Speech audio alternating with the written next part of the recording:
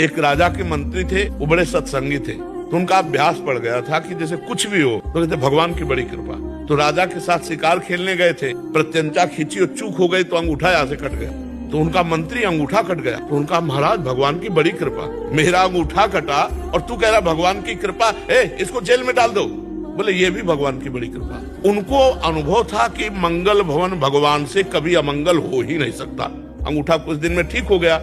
फिर शिकार खेलने गए तो कुछ सैनिक संग थे, मंत्री तो जेल में थे, तो सैनिक पीछे रह गए, उनका घोड़ा आगे बढ़ गया। तो दूसरी सीमा में एक मनुष्य को ढूंढा जा रहा था नरबलि देने के लिए। तो जो ही राजा को देखा तो दूसरे राजा ने अपने सैनिकों के साथ उनको कवर कर लिया कि इससे बढ़िया क्या होगा। और जब बलि के लिए ले जाने लगे तो देखा अंगूठा में कटे का चिन्ह, तो उसी की बलि चढ़ाई जाती है जो तनिक भी अंग भंग न हो। तो उन्होंने कहा भाई ये तो बलि देने लायक नहीं, छोड़ो इसको। अब उनको लगा यार मंत्री ने ठीक कहा था, अगर अंगूठा न कटा होता तो गला कट जाता, भगवान की बड़ी कृपा। लेकिन मंत्री जेल में सड़ रहा है, जब उसको जेल में डाला तो उसने कहा बड़ी कृपा।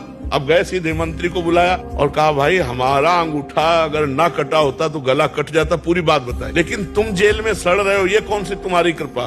बोले महाराज मैं मंत्री हूँ, सैनिक कहीं भी पीछे रह जाते मेरा घोड़ा आपके साथ होता, और आप बंदी बनाए जाते मैं बनाया, आप तो अंगूठे के कटे होने से बच जाते, लेकिन मेरी बलि चढ़ जाती। तो भगवान ने मुझे जेल में रखा है, बड़ी कृपा।